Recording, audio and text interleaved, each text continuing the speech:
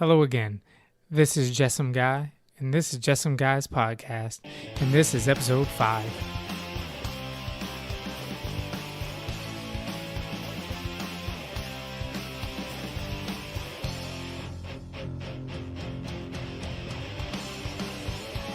The chief aims of this elaborate, semi-secret organization were largely commendable: to coordinate the international activities and outlooks of all the English-speaking world into one, to work to maintain the peace, to help backward, colonial, and underdeveloped areas to advance towards stability, law and order, and prosperity, along lines somewhat similar to those taught at Oxford and the University of London, especially the School of Economics. It was this group of people, whose wealth and influence so exceeded their experience and understanding, who provided much of the framework of influence which the communist sympathizers and fellow travelers took over in the United States in the 1930s.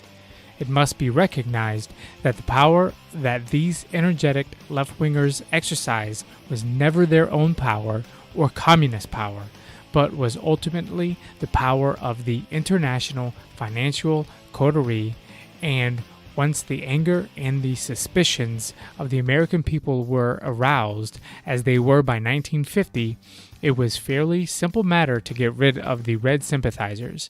Before this could be done, however, a congressional committee, following backward to their source the threads which led from admitted communists like Whittaker Chambers, through Alger Hiss and the Carnegie Endowment, to Thomas Lamont and the Morgan Bank, fell into the whole complicated network of the interlocking tax-exempt foundations.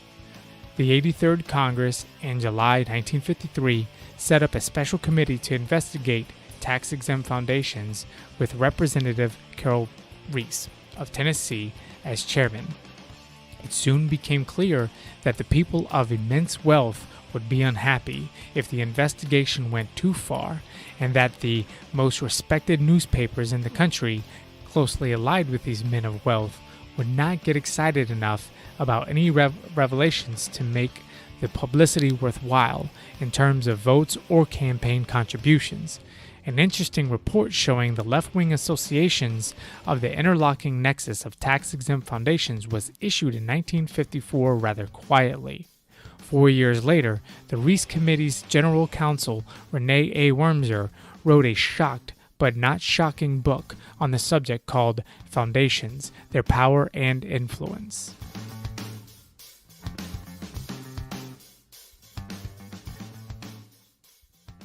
So that was page 954 and 955 of Tragedy and Hope, and in my opinion is one of the main reasons why Quigley decided to write this book. In the 50s, we had HUAC, and we had, the McCarthy era Red Scare, and they decided that they needed to investigate all the way down to tax-exempt foundations, and because they were funding some really odd things in those times. And when they set up this investigation by the Congress, they started to, recognize that there were these, quote, commies infiltrating all of these foundations and their institutions. But what Quigley is telling you here is that this has nothing to do with the Soviets and the KGB spies, that this entire thing from its inception was directed by the Eastern American establishment. And so here at the end, he names Rene Wormser's book, Foundations, Their Power and Influence, which we are going to discuss today, because it is the many revelations of what was found by the investigators, like Norman Dodd, who we've talked about, and you've listened to clips of his interview before. And I'm going to insert into the Tragedy and Hope series because it's pretty significant. And I'm going to follow it up with Lily Kay's book, The Molecular Vision of Life, which deals with very similar topics. I'm going to try to combine the two of those together into one episode Hopefully it doesn't get too long. That's the goal. So what did they discover? What was the summation of foundations by Renee Wormser? Well, a little backstory. The congressional committee was cut short due to a lot of pressure by the, quote, liberal press at the time. And we already know that this press was under the same controls as the people that are creating all these foundations. So Congress never really had an opportunity to provide all this information to the public. So this is why Renee Wormser wrote this book. The main conclusions that they found were that these foundations were not using this tax-free money, your tax dollars. They weren't using it for charity or philanthropy. They were using it for what they called social planning, social engineering. That they used this money in their influence in the fields of the social sciences, and they believed that that could alter the basic moral, social, and economic governmental processes. This is something that I believe is blindingly obvious today. They believe that they exerted tremendous influence over the educational institutions through these grants or withholding of grants, so that way they can alter academic opinions. They discovered this interlocking, what we talked about before, the spin networks between the foundations, Ford Foundation, Carnegie, Rockefeller, and such, the corporations themselves, Rockefeller, Standard Oil, such, and institutions that not only that they created, but also are intertwined with government and with education, major universities. They found that these foundation funds are left to professional employees of said corporations. So the Ford Foundation's funds are under someone that Ford himself would hire. They discovered that they control the research in social sciences and in the educational processes as well. They found that these foundations have significant influence over the press and in government themselves, and even certain government funds would flow through the organizations that these tax-exempt foundations would set up. They discovered that these foundations use their control of education and the sciences and such to promote, quote, scientism. They also heavily promote moral relativity, which, they support the concept, again, of social engineering. They found, and again, this is in the 50s, you got to remember their uses of the words liberal and so on and so forth, but they promoted leftist ideology. Again, we kind of talked about this in episode 1. We talk about the Twitter handle Woke Capital. We get this now. They exercised, again, their influence over education, but specifically in the textbooks and with the teachers, the training of the teachers. So, they can control basically what goes in the textbooks that your kids read. And then they found the overlapping between these foundations and their institutions that they fund and foreign policy and education and things, quote, international. So they promote globalism and world government. And then another way to control education is through the accrediting organizations which they created and they funded. So, and they also are staffed with the trustee selected employees. So the people that staff the accrediting organizations are put there by the trustees themselves. So this is a basic summation of what we're going to find in Renee Wormser's book, Foundations into Power. These are things that just didn't make it to the public because, this congressional investigation was shut down. And a little background on Renee Wormser himself. He was the general counsel to this special congressional committee investigation, and he drafted the final majority report, which is the basis for this book. In 69 through 71, he was a member of an advisory committee to the Commissioner of Internal Revenue on tax-exempt organizations. He is a lawyer who specialized in estate planning and wrote 6 books on the subject. and he was a partner and founder in 1930 of the New York law firm Wormser, Keeley, Alessandroni, Hyde, and McCann. And he was chairman of the advisory committee of the University of Miami's Institute on Estate Planning, which he helped establish. He was also an adjunct professor in the graduate program of the University of Miami Law School. So again, this is not a conspiracy book. This is not a conspiracy kook. This is the final report of congressional investigation into tax-exempt foundations. And so beginning in Chapter 1, deals with the study of foundations. There were previous investigations into these foundations, as well as other independent studies and books written about these, namely the Walsh Commission, which was the Commission on Industrial Relations, examined these foundations under the Congressional Act of August 12, 1912, and its main purpose was to study labor conditions and the treatment of workers by major industrial firms. Starting with a study of labor exploitation, it went on to investigate concentrations of economic power, interlocking directorates, and the role of the then relatively new large charitable foundations, especially the Carnegie and the Rockefeller, as instruments of power concentration. So in the early days, they were already recognizing the consolidation of wealth by these large corporations, and just as we see Viacom, Disney, and so on and so forth, consolidating, getting larger, absorbing, other corporations. That was page 5. Page 10, they were concerned with this concentration of wealth and influence, and this Walsh Commission report concluded from the evidence examined that a small number of wealthy and powerful financiers held in their hands the final control of American industry.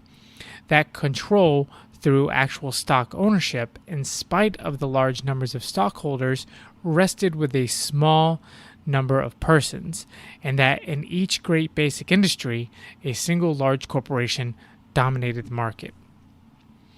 On page 11, he refers to the report of Mr. Manley for the majority of the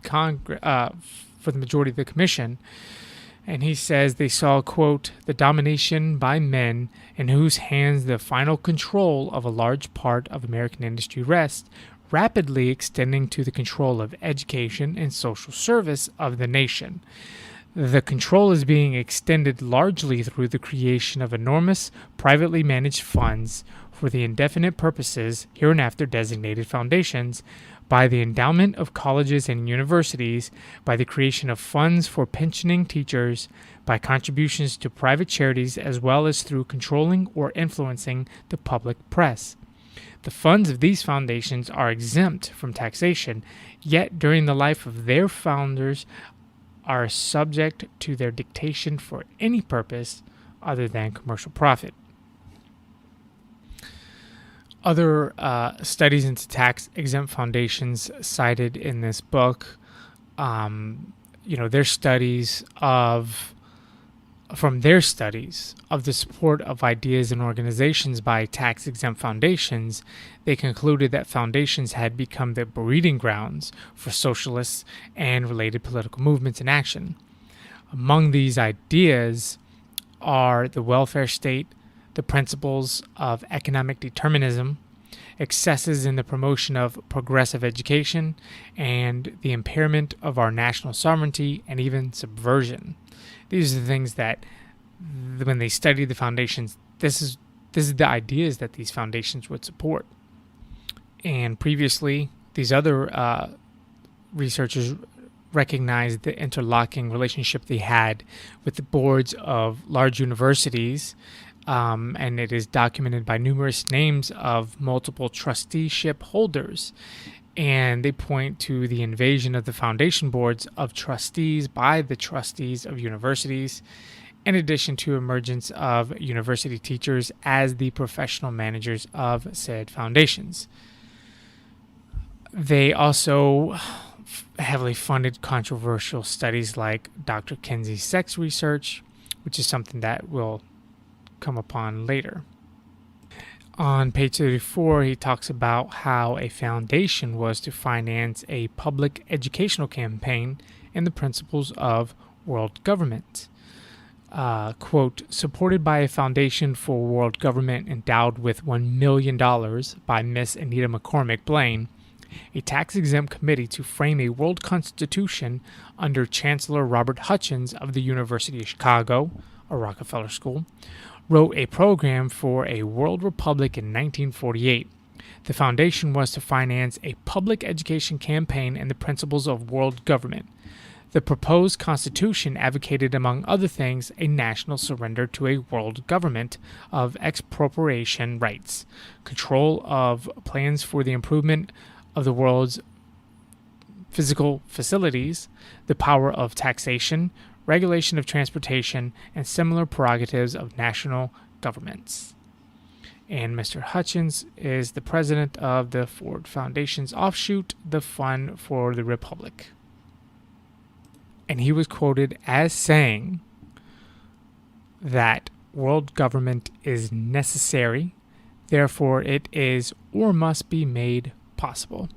Direct quote. Move along to chapter 2, which covers the power of the individual foundation. And the giant foundation, they note, can exercise enormous power through the direct use of its funds. Moreover, it materially increases this power and its influence by building what he says is collateral alliances. The quote on page 41 is, "It is likely to find friends among the banks which hold its great deposits, the investment and brokerage houses which serve its investment problem, the major law firms which act as its counsel, and the many firms, institutions, and individuals with which it deals and which it benefits.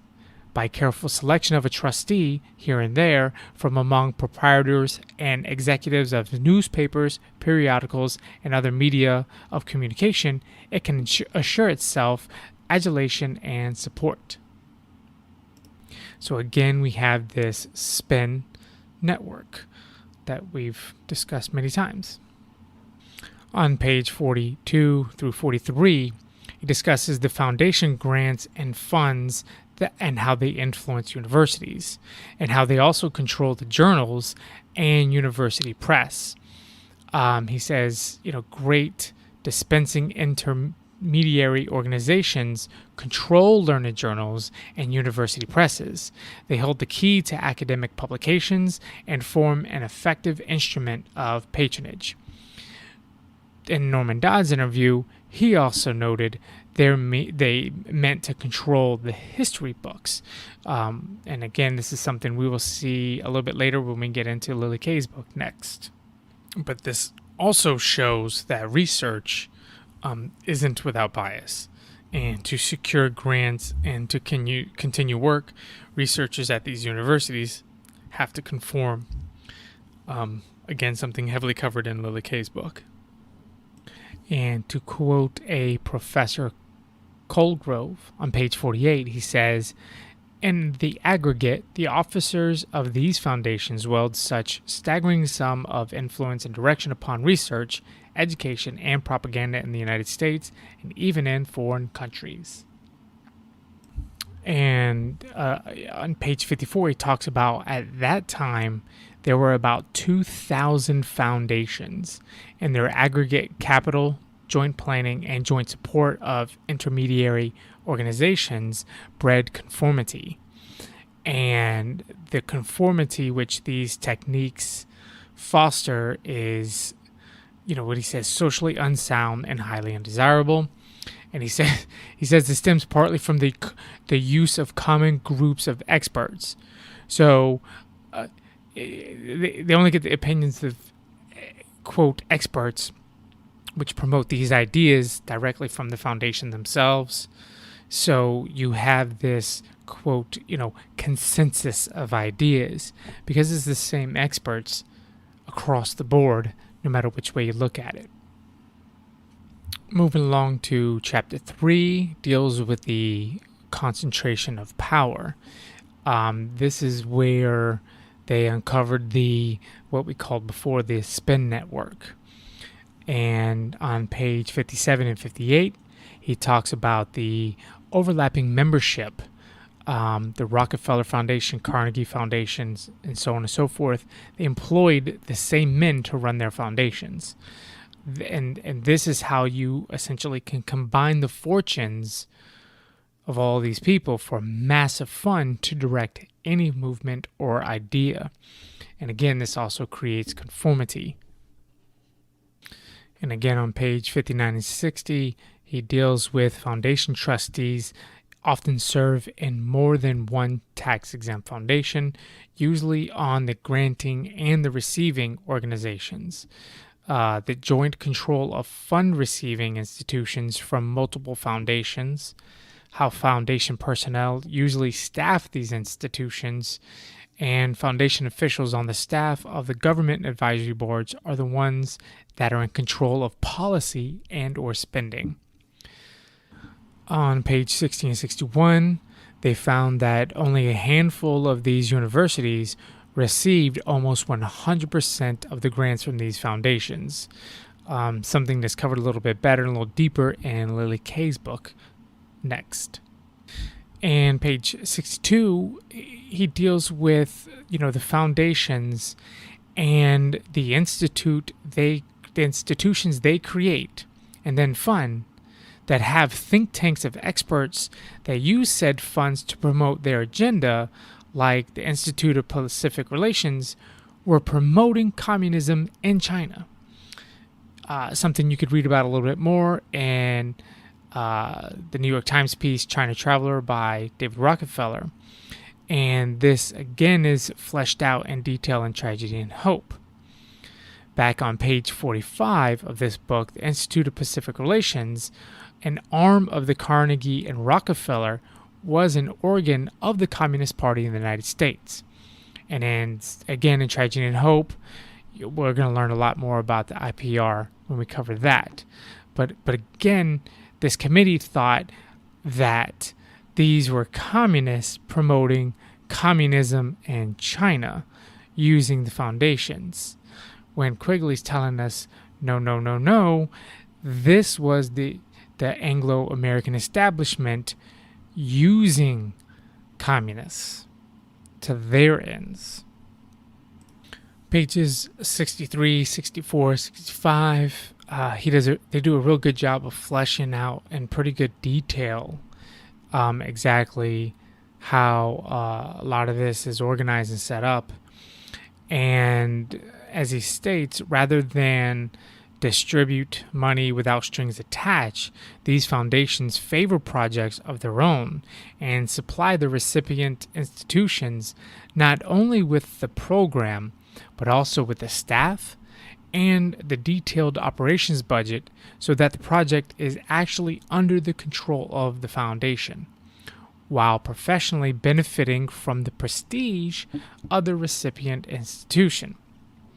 The choice of professors often is won by the foundation and not won by the universities.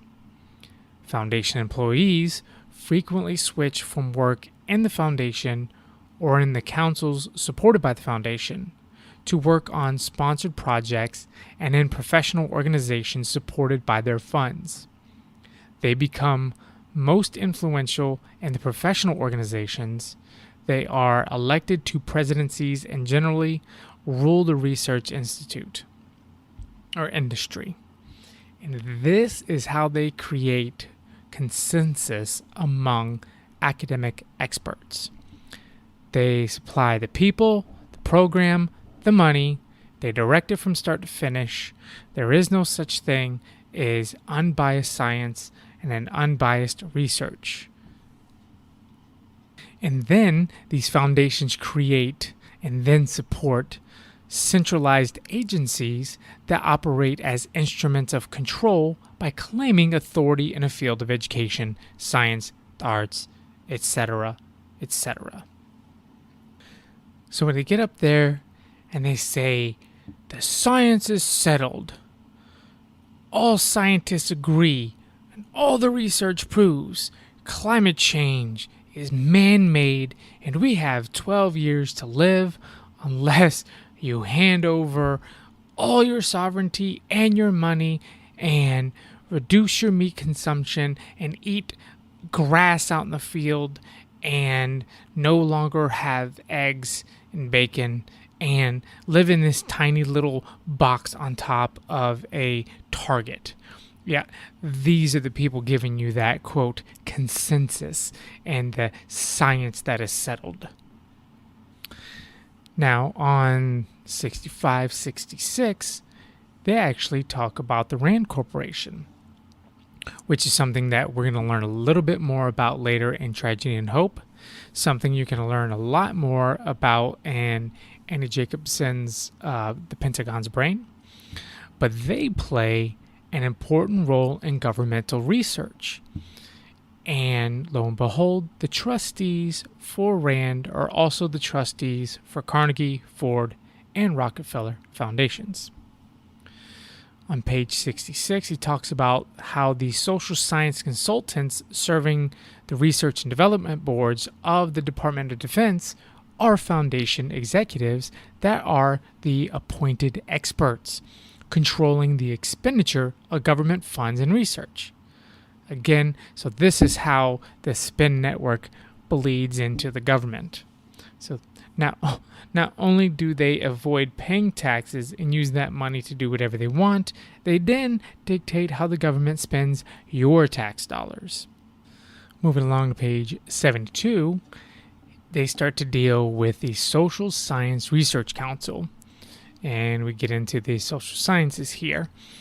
And he discusses how the Social Science Research Council gives the impression that it represents the majority of social sciences, which is used to affect control of the field of social sciences.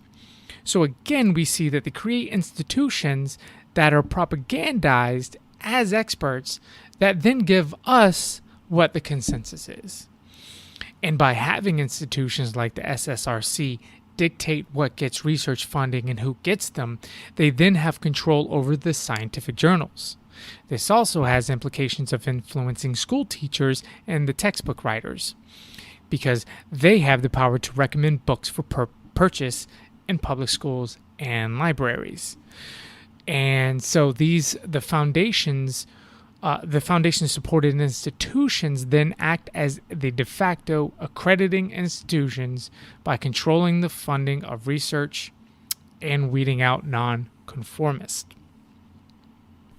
On page 76, Wormser deals with the American Council on Education.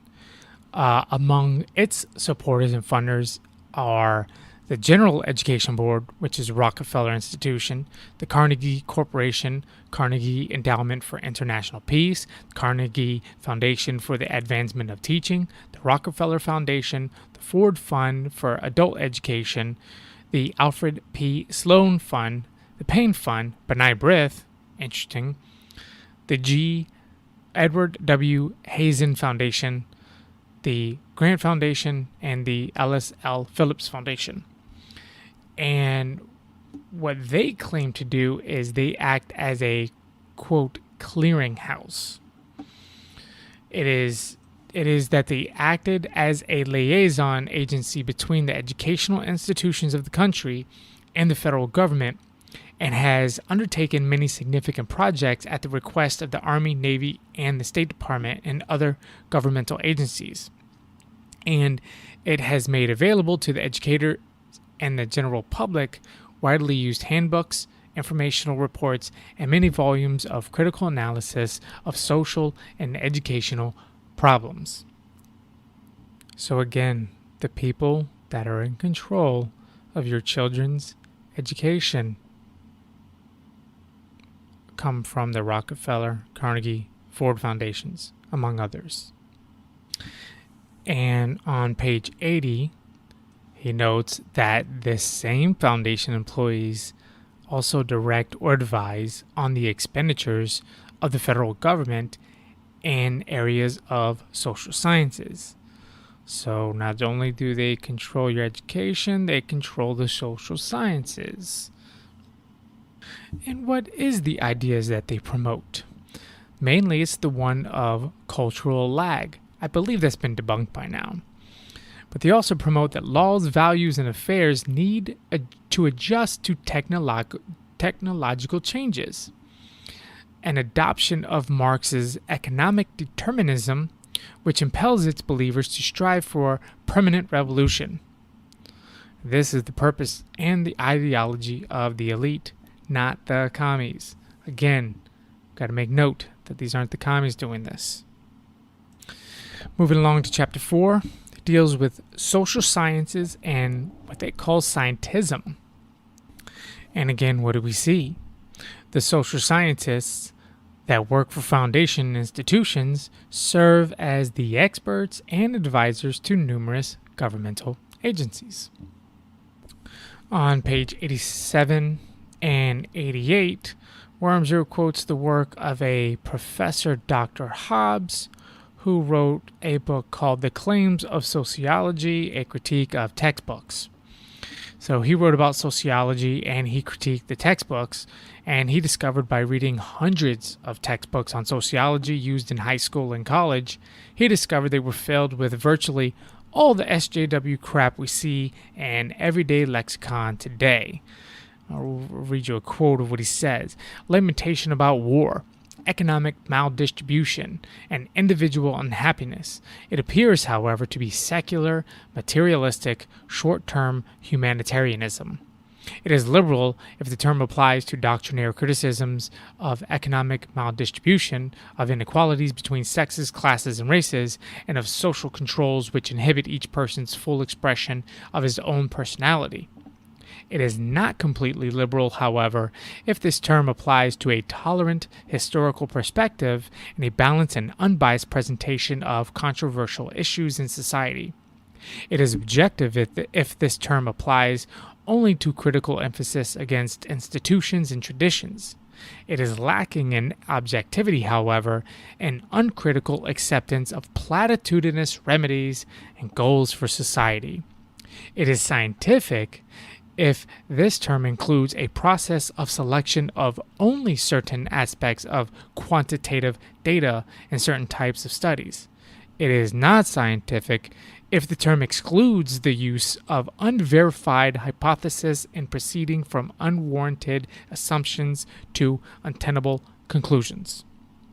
Correct. And what have we seen recently from the New York Times? The 1619 Project, which highlights the fact that the only reason America has any exceptionalism whatsoever is because it had slaves. So they're going to tell the story of America through the lens of racism, and nothing else, literally nothing else in the world has ever mattered. And this is what these people do.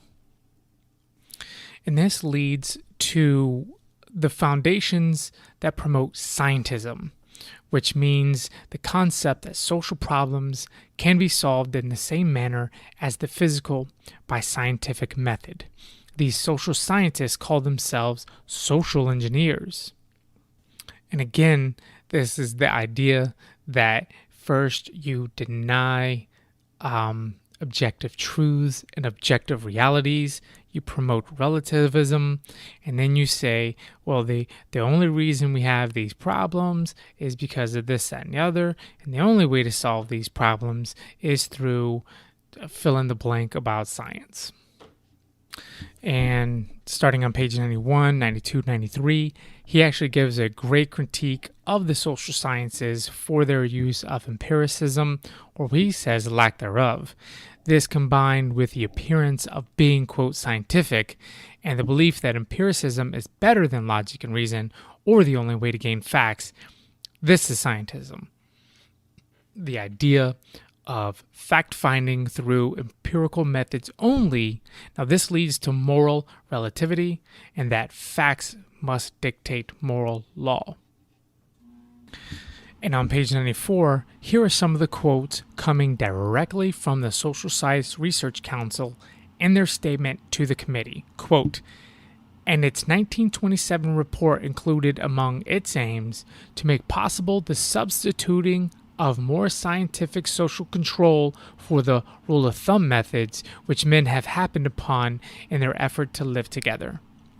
The Social Science Research Council and its first issue of Items.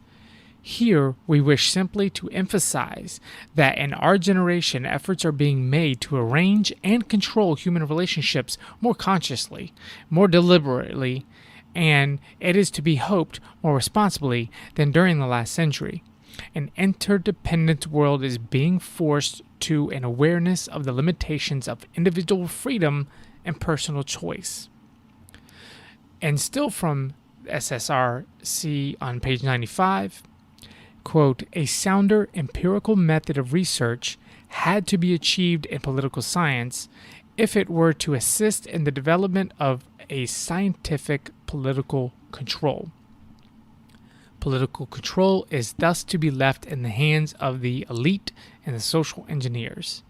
What the people want is not necessarily good for them, and they are not competent to decide.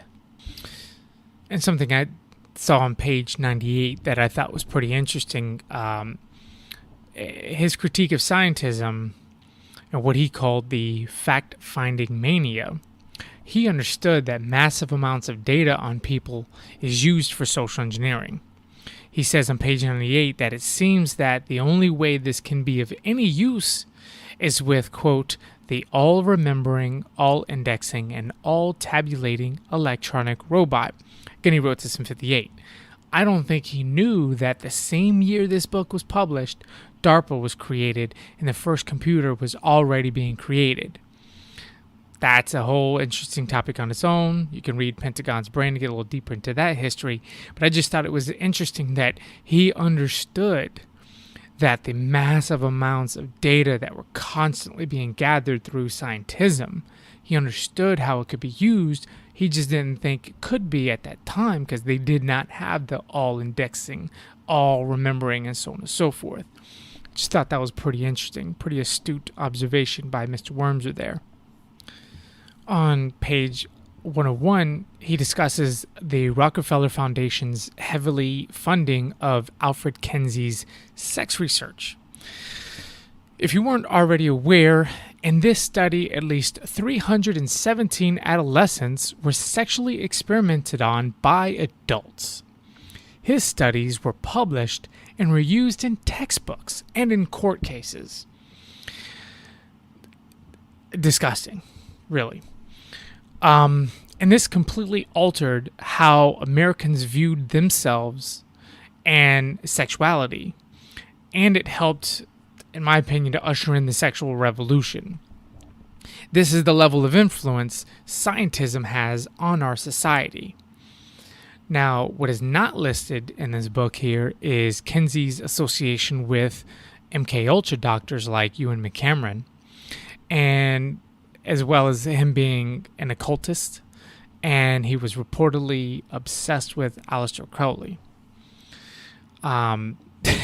You could just read the quotes on page 102, 103. Just read the quotes for yourselves directly from Mr. Kinsey, and you will understand today's backwards thinking by these degenerate SJWs that we're dealing with. He sees, and these are like his own quotes and stuff, sees homosexuality as normal and natural. Heterosexuality is only a social construct.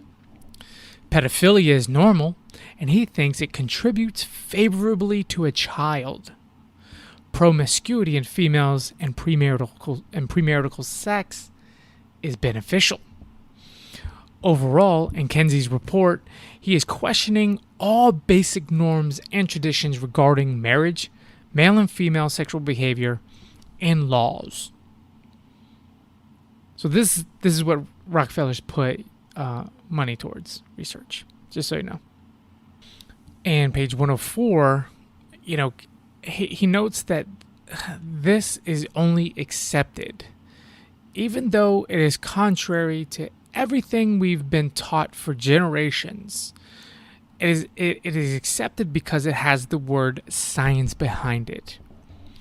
And this is where Wormser gives a great critique of scientism and the confusion most have about what is fact, opinion, and a priori concept of value.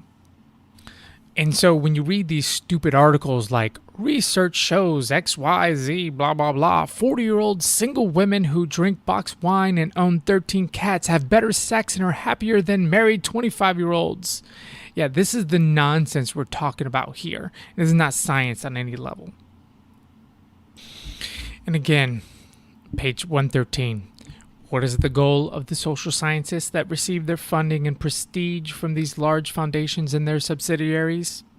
Society to be managed by a scientific elite using the scientific method applied to human behavior.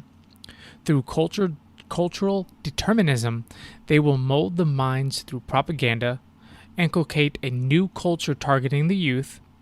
He says it's brainwashing akin to Pavlov's conditioning of dogs, and he is exactly right. If it isn't already obvious to you that what we see today is a result of 60 years of this, you aren't paying attention. And on page 114, Professor Hobbes lends another great criticism of the social sciences. Quote, zealots of the new research in social sciences lead people to believe that techniques exist in social science which provide accurate description and enable prediction of social behavior. We are told to pattern our behavior and to change our society on the basis of such conclusions regarding criminality, race relations, marriage, mental health, war, divorce, sex, and other personal and social affairs. Yet in these areas of behavior, the pertinent knowledge is extremely limited and unreliable. The rules of behavior are vague and changeable. The techniques are crude and untested. And even the basic units required for measurement are non-existent. Again, character and integrity are dissolved in the acid ridicule of cultural determinism. And this idea of social behavior, controlling social behavior, is going to be a much deeper topic when we talk about Lily Kay's book next. And so how significant are the social scientists that work for these large foundations? Because I don't want to overstate this here. But on page 116, he cites the case of the Supreme Court Brown versus Board of Education.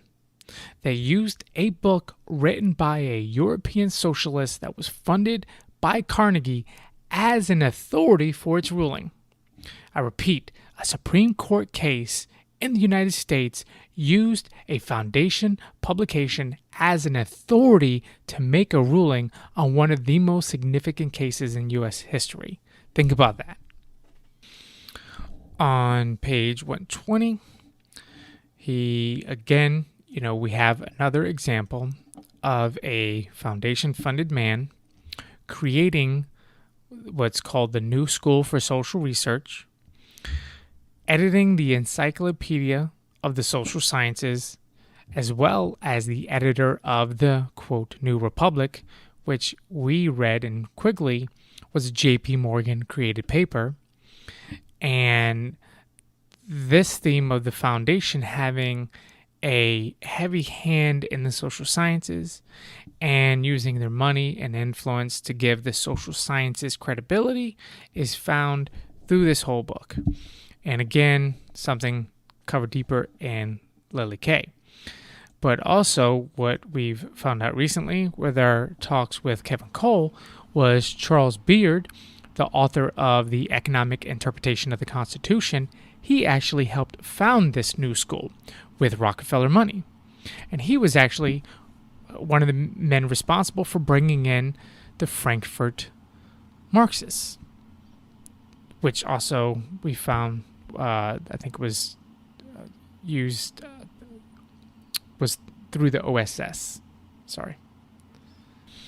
And on page 129, we see another professor that gave his testimony to the Reese Committee on the overemphasis of the empirical method of the Foundation-supported social sciences and their research. Again, he notes this leads to materialism, relativism, etc. And on page 130, he makes the astute observation of the tendency to conflate intellectualism with liberalism and conservatism with anti-intellectual. This is the propaganda, that is fostered by the foundations. We see it on our, overlords from the mainstream press and Hollywood and so on and so forth. And on pages 134 through 137, again, the critiques of what the committee called mass research, which is the foundation's use of their funds to promote a collective science group project, so to speak. Lily Kay talks a lot about this in her book, but he talks about they weed out the individual researchers and they create a mass consensus and conformity to the ideas that the foundations desire for their agendas, all while using the veneer of science, which lends them the credibility. The idea that science is objective truth-finding is nonsense. The research funded is always according to predetermined plans and goals. So moving into Chapter 5, deals with the foundations and their role in our education. Starting on page 139, our entire education system is controlled by Rockefeller, Carnegie, and Ford foundations. The way to exercise control is through the grants. You either conform to the desires of the foundations or you lose your funding. Some of the examples they cite on page 41 of foundations that force schools to abandon their religious affiliations to conform to requirements of the foundations to continue receiving grants. And then also any resistance from administrators gets, drowned out by the amplified messaging of publications ran by these foundations. The foundations created the accrediting institutions to reform education. These institutions, created and funded by Rockefeller, Carnegie, and Ford foundations, control our primary, secondary, and higher education, namely through the American Council on Education. Page 143 talks about the foundations promote and fund socialist movements within education. And see the example of the League for Industrial Democracy. Sounds innocuous, right? Well, they were originally founded as the Intercollegiate Socialist Society, created for the promotion of socialism. They established many branches in colleges and universities, then go on to operate as a tax-exempt foundation, and their movement is likened to Fabian socialism. Later on, there is a crossover with them and the student movements of the 60s that were funded and directed by the CIA. That's not in this book, but that's just through the research. And now the committee was aware of John Dewey's teachings of relativism. And John Dewey, for those who do not already know, was a major educational reformer, and his work was heavily involved in setting up our modern education system with funds from the major foundations. Mr. Dewey here, he denies objective truths, promotes relativity, and schematicism and pragmatism. And on page 145, the connections of Dewey to Rockefeller are shown, but what is also noted is the foundation's role of, quote, reform agitation, which is the use of fostering socialist ideas with the discontented as a way to change things to their benefit. In the very early 1900s, this was applied to education to bring in Dewey's reform ideas. Outside of this scope, one should understand Dewey's teachings and philosophy and understand why his ideas aren't one that benefits you and I. But on this page, even back in the 50s, they were aware that radicalism and socialism is no grassroots movement, something we discussed in episode 1. It does not spring from the masses, but is instigated by foundation-funded intellectuals. Exactly. Now, keeping in mind the Red Scare of this era, the term socialism carried more of a pejorative weight than it does today. Being called a socialist in those days was like being called a racist today. So on page 149 and 150, keep that in mind. And when the commission studied the Carnegie records, they recognized that Carnegie was funding the means by which the Board of Education was training teachers to indoctrinate children to accept a more socialist society. They do this by controlling the textbooks, the curriculum, and the teacher training. Now, I'm not here to argue the merits of socialism versus capitalism, but just pointing out the education system is privately controlled by the wealthiest elite, and that the largest capitalists want you to accept socialism. Why? Think about that.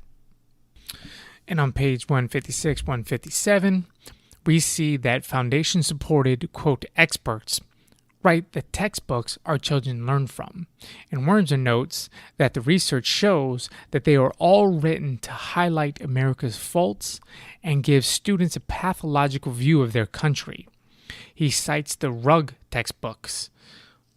Rugg, who worked through the Lincoln Experimental School, which is a Rockefeller school. And we definitely see this in schools today. It's out in the open and is no longer a secret.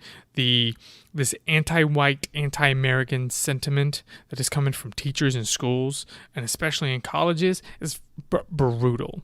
And this is where this crap's coming from. And, on page 158, he also notes the idea of progress, progress. Progress for progress's sake. This is, promoted as in constant change is not only desirable, but it is necessary. And yes, it is noted on page 161 that textbooks given to students that are written by foundation-funded educators falsify history. And as a fan of history and a student of history, I see this as one of the biggest issues that we have today. And on 166, when studying sociology texts, they found that they call for the use of social sciences as a program of social planning. In other words, social engineering. And what is the point of all this? Controlling education. Some researchers state that it's to create mindless workers for factories. And in my opinion, I think that's lazy analysis. Controlling a people's history can create solidarity. Think Johann Fichte, can't pronounce his name right. Or the inverse, it can destroy a people group's identity, calling into question tradition, objectivity, ideologies, etc. One can look to 1984 to the quote, "He who controls the history controls the future," is something to that effect. Destroying distinctions and identities are stated goals by many of the globalist elite, as we will see when we continue to read this type of material. And this is also a reason Marxism is used. Not so much because it is sound economic theory, but it destroys traditional and especially Western societies. And with that moves us on to chapter 6, what he calls the Third American Revolution. And it is on this page 174, it is where the committee finds communists infiltrating the foundations and the government. And this is where Wormser and the committee gets wrong, and where Quigley's work is so important. Because on this page, Wormser writes that the previous committee concluded, and Wormser agrees with this, that the infiltration was Moscow directed, using the foundations as a cover and using their funds for subversion and propaganda. And again, Quigley tells us that this has nothing to do with Russian commies, but was directed directly by the Round Table groups and the banking elite the entire time they used commies. Wormser is aware of the financing wing of the plot coming from the foundations, but just apparently wasn't aware of the Round Tables and the banking elite that controlled them, I suppose. And he deals with IPR, Institute of Pacific Relations, multiple times throughout this book, again on page 176. And again, they're aware of them. I just don't think they knew the depth of it as it is laid out in Tragedy and Hope. On page 177, Wormser and the committee were also aware of the early neocons and the dangers that they posed to America, which is pretty interesting. And on page 186, again, discussing the subversive nature of the foundation-funded social sciences, how they hide behind the label science to make them seem legit and beyond rebuttal, although there's nothing scientific about these social science projects of mass data gathering and biased interpretations. And for me personally, this is my biggest issue and critique with the sciences of modern day. It's not that I'm anti-science, just that the term science is used as the vehicle to make people accept nonsense, and people's entire worldview or narrative is just science. I'm sure you've heard people say, "I believe in science," like it's a damn religion. It drives me nuts. But the quote on page 186, "Moreover, the subversive projects have been offered with spurious claims to science. With this false label, they have been awarded a privileged status. They have been offered as scientific, and therefore beyond rebuttal. The impact of these subversive works have been intensified manifold by the sponsorship of foundations." And so, moving along to Chapter 7, the Foundation's Impact on Foreign Policy. Starting on page 200, this chapter is about control over foreign policy by foundation-supported think tanks, and he names the Council on Foreign Relations as well as the Institute of Pacific Relations. And he understood then the policies that they supported and the globalist nature of said policies. On page 201, he actually talks about the Rhodes Scholarship and how they train the elite at Oxford, and then they come home to take positions of influence. He also refers to the Roundtable member Frank Adiolet's book, The Rhodes Trusts. And this is something you should already be familiar with reading and talking about Tragedy and Hope. And then on page 202, he then lists all of the foundation trustees and members and employees that were Rhodes Scholars. And he links Cecil Rhodes to Carnegie. And we discussed this with Kevin Cole on our last podcast. Thank you, Kevin. On page 202 and 203, he lists the main foundations that are concentrated on internationalism. And these are the Carnegie Corporation, the Carnegie Endowment for International Peace, the Rockefeller Foundation, and recently the Ford Foundation. And he speaks of their conferences and forums, which are used to create consensuses. Again, we know this from episode 1 as a spin.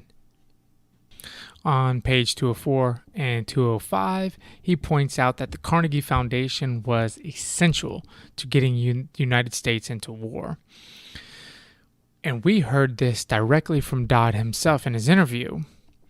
The Carnegie Foundation was the propaganda machine for internationalism. The reason for publishing so much about international affairs in American media, it was to get people to think internationally.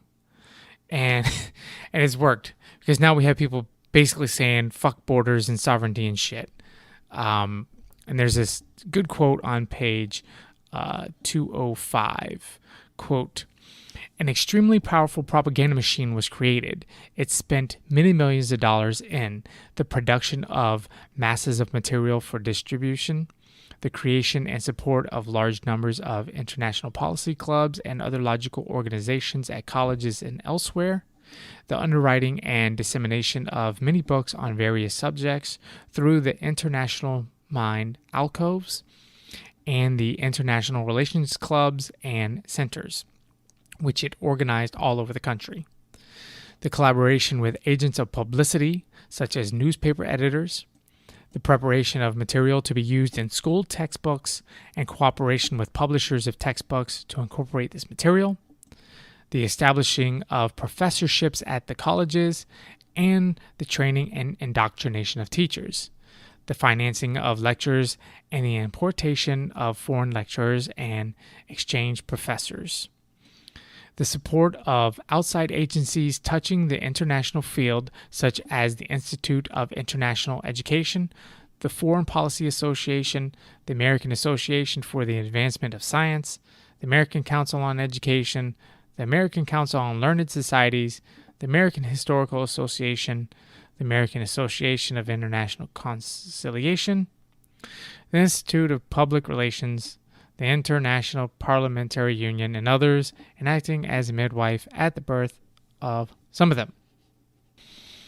On page 209, there is a nice paragraph about the Council on Foreign Relations that was financed and created by Rockefeller and Carnegie, and how they control and staff the State Department and basically run the United States foreign policy.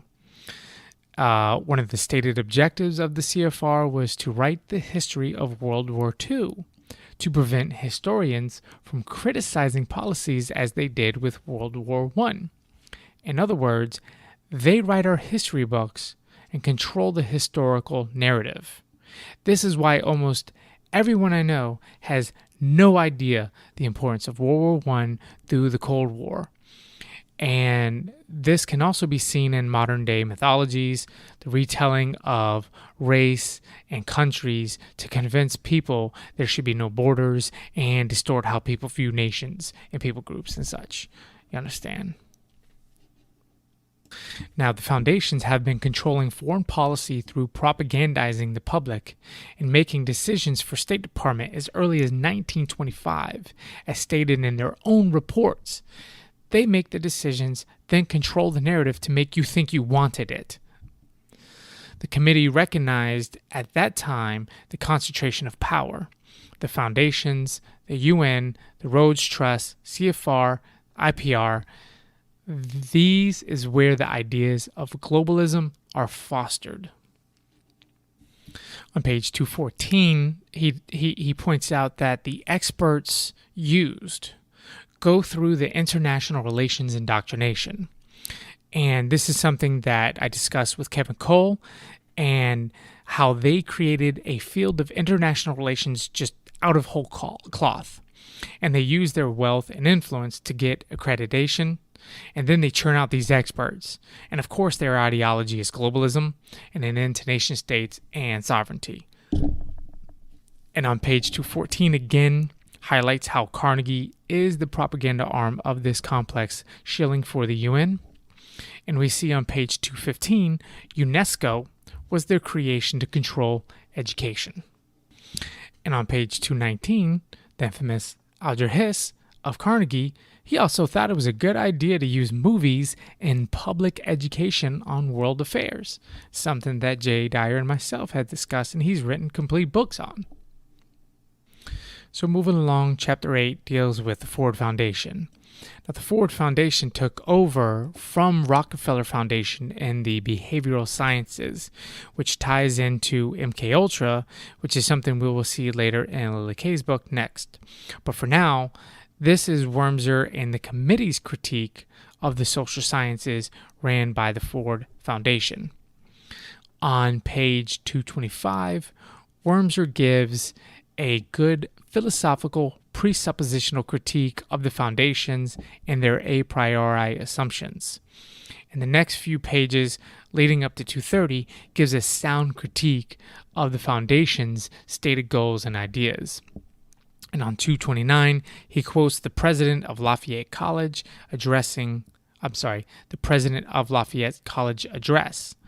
giving the proper critique of scientism and the idea of progress, ideas that are heavily funded and promoted by the foundations. One of these ideas, scientism ideas, is the improvability of man. He discusses on page 231. Now, the idea of the improvability of man is an a priori assumption of value. One needs to ask their definition of, quote, improve. This is out of this scope, but is tackled in great length by other authors, and we will touch upon their definition later in Tragedy and Hope when Quigley describes what the new system will look like. But their idea of approving man is a eugenics program, and this is something we're going to see next in Lily Kay's book. But moving into page 233, he gives some of the overlapping memberships and ties of the foundations. As we have already saw, there was the RAND Corporation, the New School for Social Research, and again, it was the New School for Social Research and their university in exile with funding from Rockefeller Foundation that, with the help of the OSS, brought the Frankfurt School Marxists into America. Now, other associations of members and students of the NSSR, they're far too extensive to list here and out of this scope, not in this book, but it's definitely worth its own research on another time. And on page 2, on the same page, they name Paul Lazarsfeld, who works for the committees ran by the foundations, whose name appears over and over again on the rolls of the foundations, and another member with ties to Frankfurt School, and has ties to the Tavistock Institute. Now, this is the deep topic for another day, but still more associations to remember. Kind of briefly gets into a little bit with Lily Kay's book. And again, page 247, Wormser lists all of the associations of the Ford Foundation's Behavioral Science Fund. Wormser notes the overlap and interlock with foundations, RAND, the University Research and Development Departments with the Human Behavior Research, and again, a deeper topic next in Lily Kay's book. On page 284, the Ford Foundation's control over Harvard and the directing of the behavioral sciences. $2 million was spent on the use of sociology, psychology, and anthropology in teaching of business administration at Harvard. They brought in Sam Stouffer, who worked in the War Department on an operation of human behavior experiments for control. He also did experiments on college students at University of Chicago as well as Harvard. At his new job at business school at Harvard, he will lead a program of research in the area of consumer behavior. So all of the experiments once done on soldiers and students will be performed on you, the consumer, using tax-exempt money while you get taxed on everything. Now, this was already done in law schools, as noted by Wormser on this page. And that's pretty much it. That's the book. I'm gonna take you back to page 206 real quick.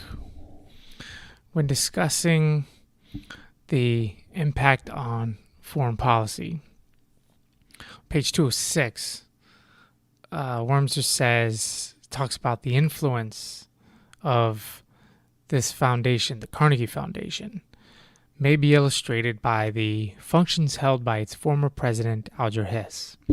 Some of you know the infamous Alger Hiss. He was appointed as a spy for the KGB. He denied it.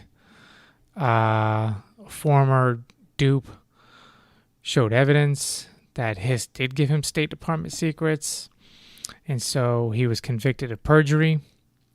So he went down as, one of the communist spies that infiltrated the State Department. Now, he was a trustee of the Woodrow Wilson Foundation, a director of the Executive Committee of the American Association for the United Nations, a director of the American Peace Society, and a trustee of the World Peace Society or Peace Federation, and a director of the American Institute of Pacific Relations. His background, Alger's background. He went to Harvard, check. He worked in the State Department, check. During the war, he was heavily involved in post-war planning and laying the foundations for the UN. In early 1945, he was part of the State Department contingent that traveled to Yalta with President Roosevelt and that spring he served as Secretary General of the UN Organizing Conference in San Francisco. Now, what does Quigley say of Alger Hiss? Now, I'm reading from page 938 of Tragedy and Hope. In spite of the great influence of this Wall Street alignment, an influence great enough to merit the name of the American establishment, this group could not control the federal government, and in consequence had to adjust to a good many government actions thoroughly distasteful to the group. The chief of these were in taxation law, beginning with the graduated income tax in 1913, but culminating, above all else, in the inheritance tax. These tax laws drove the great private fortunes dominated by Wall Street into tax-exempt foundations, which became a major link in the establishment network between Wall Street, the Ivy League, the federal government. Dean Rusk, Secretary of State after 1961, formerly president of the Rockefeller Foundation and Rhodes Scholar at Oxford, is as much a member of this nexus as Alger Hiss.